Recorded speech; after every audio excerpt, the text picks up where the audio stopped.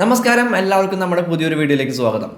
തംബ്നെയിലിൽ നിങ്ങൾ കണ്ട പോലെ തന്നെ ക്രിപ്റ്റോ മാർക്കറ്റിൽ ഉണ്ടായിട്ടുള്ള ഇമ്പോർട്ടൻ്റ് ആയിട്ടുള്ള കുറച്ച് അപ്ഡേറ്റ്സും കാര്യങ്ങളാണ് നമ്മൾ ഇന്നത്തെ ഈ ഒരു വീഡിയോയിൽ നോക്കാനായിട്ട് പോകുന്നത്.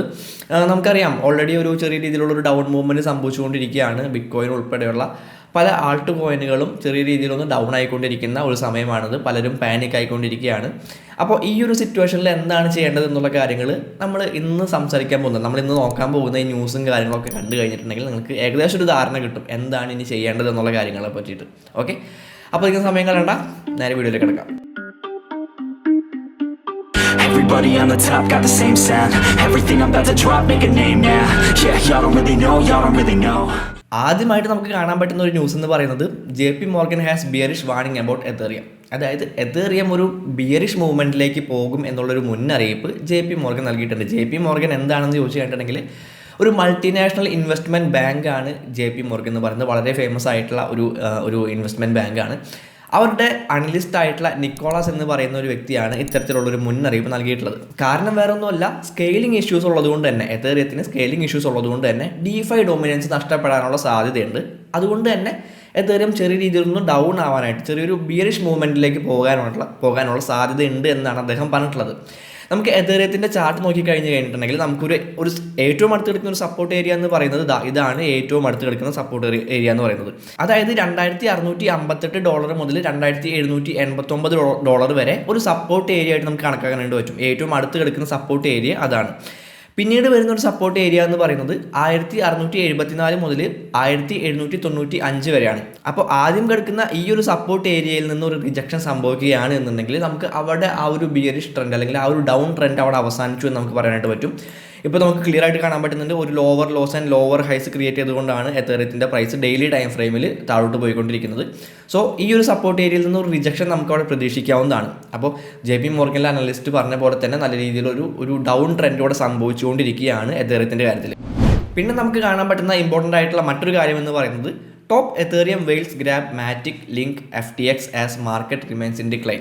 മാർക്കറ്റ് ഓൾറെഡി നല്ല രീതിയിൽ ഡൗൺ ആയിക്കൊണ്ടിരിക്കുകയാണെന്ന് നമുക്കറിയാം. ബിറ്റ് കോയിൻ ഉൾപ്പെടെയുള്ള പല ആൾട്ട് കോയിനുകളും നല്ല രീതിയിൽ ഡൗൺ ആയിക്കൊണ്ടിരിക്കുകയാണ്. വെയിൽസ് ആ ഓപ്പർച്യൂണിറ്റി നല്ല രീതിയിൽ യൂട്ടിലൈസ് ചെയ്യുന്നുണ്ട് അല്ലേ. നമുക്കിവിടെ കൃത്യമായിട്ട് കാണാനായിട്ട് പറ്റുന്നുണ്ട് Ethereum whales grab Matic link FTX. Ethereum വെയിലുകളിലെ പ്രധാനികളെല്ലാം തന്നെ മാറ്റിക്കും ലിങ്കും FTX ഒക്കെ ബൈ ചെയ്തുകൊണ്ടിരിക്കുകയാണ്. അവർ ഈ ഒരു ഡിപ്പ് യൂട്ടിലൈസ് ചെയ്തുകൊണ്ടിരിക്കുകയാണ്. കുറച്ചുകൂടെ വിശദമായിട്ട് നോക്കുകയാണെങ്കിൽ നമുക്കിവിടെ കാണാനായിട്ട് പറ്റും 72,75,966 മാറ്റിക് കോയിനുകളാണ് ഈ 3 വെയിലുകൾ കൂടിയിട്ട് വാങ്ങിയിട്ടുള്ളത്. ഒരു $15 മില്യൺ, ഏകദേശം ഒരു $15 മില്യൺ ഇക്വലൻ്റ് ആയിട്ടുള്ള മാറ്റിക് കോയിനുകളാണ് അവർ വാങ്ങിയിട്ടുള്ളത്. ലിങ്ക് നോക്കുകയാണെങ്കിൽ 2,22,801 ലിങ്ക് കോയിനുകൾ അവർ വാങ്ങിയിട്ടുണ്ട്. FTX ടോക്കൺ നോക്കുകയാണെങ്കിൽ 85 മില്യൺ വില വരുന്ന FTX ടോക്കണുകളും അവർ വാങ്ങിയിട്ടുണ്ട്. സോ വെയിൽസ് നല്ല രീതിയിൽ ഈ ഒരു ഡൗൺ മൂവ്മെൻറ്റ്, ഈ ഒരു ബിയറിഷ് മൂവ്മെൻറ്റ് അല്ലെങ്കിൽ ഈ ഒരു ഡിപ്പ് അവർ നല്ല രീതിയിൽ യൂട്ടിലൈസ് ചെയ്യുന്നുണ്ട് എന്നുള്ള കാര്യങ്ങൾ നമുക്ക് ഇതിൽ നിന്ന് മനസ്സിലാക്കാനായിട്ട് പറ്റുന്നുണ്ട്. അടുത്ത ഒരു ഇമ്പോർട്ടൻ്റ് ആയിട്ടുള്ള അപ്ഡേറ്റ് എന്ന് പറയുന്നത് നമ്മുടെ പേപ്പാലിൻ്റെ ഒരു സ്റ്റേബിൾ കോയിൻ കൊണ്ടുവരാനായിട്ട് പോകുന്നു എന്നുള്ളൊരു ന്യൂസാണ്. PayPal coin payment giant explores launching stable coin to boost crypto offerings. Already PayPal അവരുടെ ആപ്ലിക്കേഷനിൽ ക്രിപ്റ്റോ കറൻസി പേയ്മെൻറ്റുകളെല്ലാം സപ്പോർട്ട് ചെയ്യുന്നു എന്ന രീതിയിലുള്ള വാർത്തകളൊക്കെ നമ്മൾ കഴിഞ്ഞ വർഷം തന്നെ കണ്ടിരുന്നതാണ്. ഇപ്പോൾ അവർ അവരുടെ സ്വന്തമായിട്ടുള്ള സ്റ്റേബിൾ കോയിൻ ലോഞ്ച് ചെയ്യാൻ പോവുകയാണ്. നമ്മുടെ USDT, നമ്മുടെ ടെതർ കോയിനൊക്കെ പോലെ തന്നെ US ഡോളറിൻ്റെ പ്രൈസിനെ ആയിരിക്കും ഈ പേപ്പാലിൻ്റെ സ്റ്റേബിൾ കോയിനും ഫോളോ ചെയ്യുന്നത്. ഓക്കെ, സോ ക്രിപ്റ്റോ കറൻസി മേഖലയിൽ വളരെയധികം പോസിറ്റീവ് ആയിട്ടുള്ളൊരു ന്യൂസ് തന്നെയാണ് പേപ്പാലിൻ്റെ ഈ ഒരു അനൗൺസ്മെൻറ്റ് വഴി ഉണ്ടായിട്ടുള്ളത്. പേപ്പാൽ പോലുള്ള ഭീമൻ കമ്പനികളൊക്കെ ക്രിപ്റ്റോ കറൻസി മേഖലയിലേക്ക് വരിക എന്ന് പറയുന്നത് തീർച്ചയായിട്ടും വളരെ നല്ല ഒരു കാര്യം തന്നെയാണ്, വളരെ ഒരു ശുഭ സൂചനയാണ് എന്നൊക്കെ നമുക്ക് വേണമെങ്കിൽ പറയാനായിട്ട് പറ്റും. അടുത്തതായിട്ട് മെറ്റാവേഴ്സിനെ സംബന്ധിച്ചിടത്തോളം വളരെയധികം പോസിറ്റീവായിട്ടുള്ള ഒരു ന്യൂസ് തന്നെയാണ്.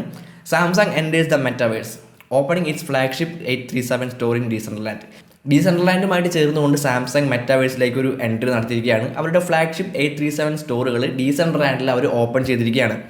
തീർച്ചയായിട്ടും മെറ്റാവേഴ്സ് എന്ന് പറയുന്നത് നമുക്കറിയാം ഫ്യൂച്ചറാണ് എന്നുള്ള കാര്യങ്ങൾ നമുക്കറിയാം. ഫ്യൂച്ചറിൽ ഒരുപാട് മാറ്റങ്ങൾ കൊണ്ടുവരാനായിട്ട് ചാൻസ് ഉള്ള ഒരു സംഗതിയാണെന്നുള്ള കാര്യങ്ങൾ അറിയാം. അപ്പോൾ സാംസങ് പോലുള്ള വമ്പൻ കമ്പനികളൊക്കെ ഈ രീതിയിൽ മെറ്റാവേഴ്സിലേക്ക് വന്നുകൊണ്ടിരിക്കുക എന്ന് പറയുന്നത് തീർച്ചയായിട്ടും വളരെയധികം പോസിറ്റീവായിട്ടുള്ള കാര്യം തന്നെയാണ്. അടുത്തതായിട്ട് ക്രിപ്റ്റോ കറൻസി മേഖലയിൽ അധികം ആരും ശ്രദ്ധിക്കപ്പെടാതെ പോകുന്ന ഒരു കാര്യമാണ്. അതായത് നമ്മളിപ്പോൾ ന്യൂസും കാര്യങ്ങളൊക്കെ നമ്മൾ കാണുമ്പോൾ തന്നെ നമ്മൾ കൂടുതലായിട്ടും കണ്ടുവരുന്നത് വമ്പൻ കമ്പനികൾ ഇതിലേക്ക് $1 million ഒക്കെ ഒരു ഇൻവെസ്റ്റ്മെൻറ്റ് നടത്തി, ഈ ഒരു കോയിനിൽ അവർ ഇൻവെസ്റ്റ്മെൻറ്റ് നടത്തി, ആ ഒരു പ്രൊജക്റ്റിൽ അവർ ഇത്ര മില്യൻ്റെ ഇൻവെസ്റ്റ്മെൻറ്റ് നടത്തി എന്നുള്ള വാർത്തകളാണ് നമ്മൾ കാണാറുള്ളത്.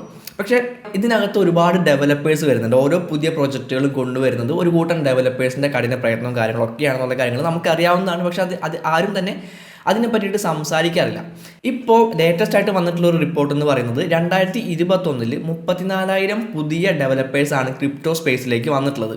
തീർച്ചയായിട്ടും ഒരുപാട് പുതിയ പ്രൊജക്റ്റുകൾ അല്ലെങ്കിൽ ഓൾറെഡി ഉള്ള പ്രൊജക്റ്റുകൾ തന്നെ വളരെയധികം ഹൈലി പൊട്ടൻഷ്യൽ ആയിട്ടുള്ള പ്രൊജക്റ്റുകൾ തന്നെ ഇനിയും നല്ല രീതിയിൽ ഗ്രോത്ത് ഉണ്ടാവാനായിട്ട് സാധ്യതയുണ്ട്. അല്ലെങ്കിൽ ആ ഒരു പ്രൊജക്റ്റിനെ ബേസ് ചെയ്തുകൊണ്ട് ഒരുപാട് പ്രൊജക്റ്റുകൾ അല്ലെങ്കിൽ ആ ഒരു നെറ്റ്വർക്കിൽ തന്നെ ഒരുപാട് പ്രൊജക്റ്റുകൾ വരാനായിട്ട് സാധ്യതയുണ്ട് എന്നുള്ള കാര്യങ്ങളൊക്കെ നമുക്ക് ഈ ഒരു ഇത്തരത്തിലുള്ളൊരു അപ്ഡേറ്റിൽ നിന്ന് നമുക്ക് മനസ്സിലാക്കാവുന്നതാണ്, നമുക്ക് പ്രതീക്ഷിക്കാവുന്നതാണ്. 2021 എന്ന് പറയുന്നത് ഒരുപാട് തവണ ഓൾ ടൈം ഹൈസ് ക്രിയേറ്റ് ചെയ്തിട്ടുള്ളതാണ്. ബിറ്റ്കോയിനിലായാലും ബിറ്റ്കോയിനിൽ 2 തവണ ഒരു ഓൾ ടൈം ഹൈ ക്രിയേറ്റ് ചെയ്തിട്ടുള്ള വർഷമാണ് 2021 എന്ന് പറയുന്നത്. മറ്റ് ഓൾട്ട് കോയിൻസിലായാലും ഒരുപാട് തവണ പല കോയിനുകളിലും പുതിയ ഓൾ ടൈം ഹൈസ് ക്രിയേറ്റ് ചെയ്തുകൊണ്ട് വന്ന ഒരു വർഷമാണ് 2021. ആ 2021 തന്നെ മന്ത്ലി 18,000 ഡെവലപ്പേഴ്സാണ്, 18,000 പുതിയ ഡെവലപ്പേഴ്സാണ് Web3 പ്രൊജക്റ്റുകളിലേക്ക് വന്നുകൊണ്ടിരിക്കുന്നത്. സോ Web3.0 പറ്റിയിട്ടുള്ള വീഡിയോ കാണാത്തവരുണ്ടെങ്കിൽ തീർച്ചയായിട്ടും പോയി കാണുക. Web3 റിലേറ്റഡ് ആയിട്ടുള്ള Web3 ബേസ് ചെയ്തുകൊണ്ടുള്ള പ്രൊജക്റ്റുകളെല്ലാം തന്നെ ഹൈലി നല്ല പൊട്ടൻഷ്യലുള്ള കോയിൻസാണ്. ഒട്ടും തന്നെ മിസ് ചെയ്യാതിരിക്കുക. ഒരുപാട് പ്രൊജക്റ്റുകൾ ഇനിയും വരാനായിട്ട് ഉണ്ട് എന്നുള്ള കാര്യങ്ങളൊക്കെ നമുക്ക് ഈ ഒരു ആർട്ടിക്കിളിൽ നിന്ന് നമുക്ക് മനസ്സിലാക്കാവുന്നതാണ്. ഈ ആർട്ടിക്കിളിൻ്റെ ലിങ്ക് ഞാൻ താഴെ ഡിസ്ക്രിപ്ഷനിൽ കൊടുക്കുന്നുണ്ട്, തീർച്ചയായിട്ടും വായിച്ചു നോക്കാം. ഇൻസ്റ്റിറ്റ്യൂഷണൽ ഇൻവെസ്റ്റേഴ്സ് എല്ലാം തന്നെ ഈ ഒരു ഡിപ്പ് നല്ല രീതിയിൽ യൂട്ടിലൈസ് ചെയ്യുന്നുണ്ട് എന്നുള്ള കാര്യങ്ങൾ നമുക്ക് ഒന്നുകൂടെ വ്യക്തമാക്കി തരുന്ന ഒരു ആർട്ടിക്കിളാണ് അടുത്തതായിട്ട് നമ്മൾ നോക്കാൻ പോകുന്നത്. Leading VC Andreessen Horowitz raises another $9 billion. Okay, venture capital firm ആയിട്ടുള്ള ആൻഡ്രീസൺ ഹൊറോവിറ്റ്സ് എന്ന് പറയുന്ന കമ്പനി വീണ്ടും ക്രിപ്റ്റോയിലേക്ക് ഒരു ഇൻവെസ്റ്റ്മെൻറ്റ് നടത്തുകയാണ്. അതും $9 billion ഒരു ഇൻവെസ്റ്റ്മെൻറ്റ്. ഈ ഒരു കമ്പനി എന്ന് പറയുന്നത് കൂടുതലായിട്ടും ടെക് റിലേറ്റഡ് ആയിട്ടുള്ള പ്രൊജക്റ്റുകളിൽ ഇൻവെസ്റ്റ്മെൻറ്റ് നടത്തുന്ന ഒരു കമ്പനിയാണ്. അത്തരത്തിൽ ഒരുപാട് പ്രോഫിറ്റ് ഉണ്ടാക്കിയിട്ടുള്ള ഒരു കമ്പനിയാണ്. കഴിഞ്ഞ വർഷം തന്നെ നമ്മുടെ ആക്സി ഇൻഫിനിറ്റി $150 million ഇവരുടെ ഫണ്ടിങ് റൗണ്ടിൽ നിന്ന് കളക്ട് ചെയ്തിട്ടുള്ളത്. അപ്പോൾ തീർച്ചയായിട്ടും ഈ ആൻഡ്രീസൺ ഹൊറോവിറ്റ്സ് എന്ന് പറയുന്ന കമ്പനിയുടെ ഒരു കടന്നുവരവ് തീർച്ചയായിട്ടും ക്രിപ്റ്റോ മാർക്കറ്റിനെ നല്ല രീതിയിൽ പോസിറ്റീവായിട്ട് ബാധിക്കാൻ സാധ്യതയുള്ള ഒരു ന്യൂസ് തന്നെയാണ്. സോ ഒരു ഡിപ്പ് വരുമ്പോൾ ഏത് രീതിയിലാണ് ഇൻസ്റ്റിറ്റ്യൂഷണൽ ഇൻവെസ്റ്റേഴ്സും മറ്റ് വെയിൽസും എല്ലാം ആ ഒരു ഡിപ്പിനെ യൂട്ടിലൈസ് ചെയ്തതെന്നുള്ള കാര്യങ്ങൾ നിങ്ങൾക്ക് ഈ ന്യൂസുകളിൽ നിന്ന് മനസ്സിലായിട്ടുണ്ടെന്ന് വിശ്വസിക്കുകയാണ്. ഒരു ഡിപ്പ് വരുമ്പോൾ നമ്മൾ പാനിക് ആവേണ്ട ആവശ്യമൊന്നുമില്ല. നമ്മുടെ കയ്യിൽ കുറച്ച് USDTയോ അല്ലെങ്കിൽ മറ്റേതെങ്കിലും കോയിനുകളൊക്കെ വെറുതെ ഇരിക്കുന്ന കോയിനുകൾ ബാക്കി ഉണ്ടെന്നുണ്ടെങ്കിൽ നല്ലൊരു ഇൻവെസ്റ്റ്മെൻറ്റ് നടത്താനുള്ള നല്ലൊരു ഓപ്പർച്യൂണിറ്റിയാണ് ഓരോ ഡിപ്പുകളും എന്നുള്ള കാര്യങ്ങൾ മനസ്സിലാക്കുക. പക്ഷേ ഇൻവെസ്റ്റ് ചെയ്യുമ്പോൾ നിങ്ങൾ ഡിപ്പിൽ ബൈ ചെയ്യുന്ന സമയത്ത് ആ കോയിൻ നല്ല രീതിയിൽ പൊട്ടൻഷ്യലുള്ളൊരു കോയിനാണ് എന്നുള്ള കാര്യങ്ങളും കൂടി ഉറപ്പുവരുത്തുന്നത് നന്നായിരിക്കും. അപ്പോൾ എല്ലാവർക്കും വീഡിയോ ഉപകാരപ്പെടുമെന്ന് തന്നെ വിശ്വസിക്കുകയാണ്. അടുത്തൊരു വീഡിയോയിൽ കാണാം.